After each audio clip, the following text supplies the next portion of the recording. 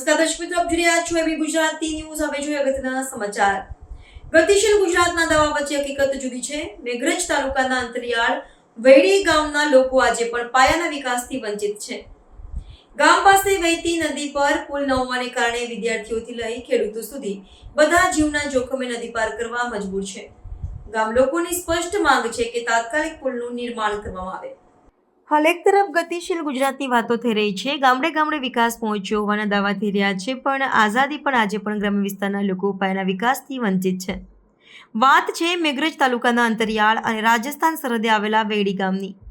વેડી ગામ પાસેથી વેડી નદી પસાર થાય છે। વેડી ગામમાં લગભગ 200 ઘરની વસ્તી છે। આ ગામના રહીશો, ખેડૂતો, વિદ્યાર્થીઓને પોતાના અભ્યાસ તેમજ દૈનિક કામકાજ માટે નજીકના મોટા ગામ વાઘપુર જવું પડે છે।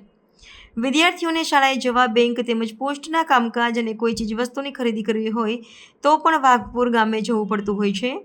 આરોગ્યના કોઈ બીમારી સમયે પણ વાઘપુર ગામે ડૉક્ટર મળી રહે અને સરકારની આરોગ્યલક્ષી 108 સેવા માટે પણ નદીમાં થઈને જ જવું પડે છે, બીજો કોઈ વિકલ્પ નથી।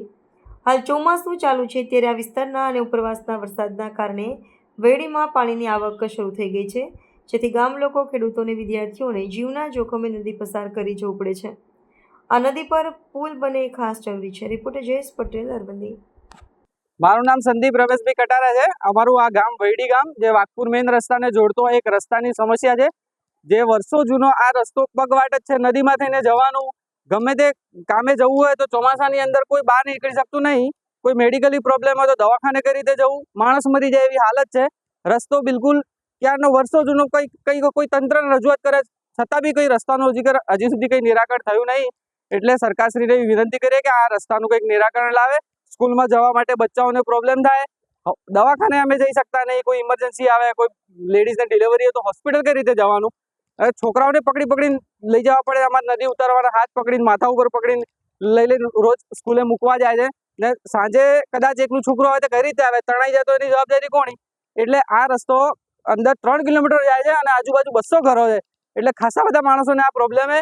એટલે સરકારશ્રીને એવી અપીલ કરીએ કે આ રસ્તો બનાવી આપે અમને અને અમારી આ જરૂરિયાતને જલ્દી પૂરી કરે।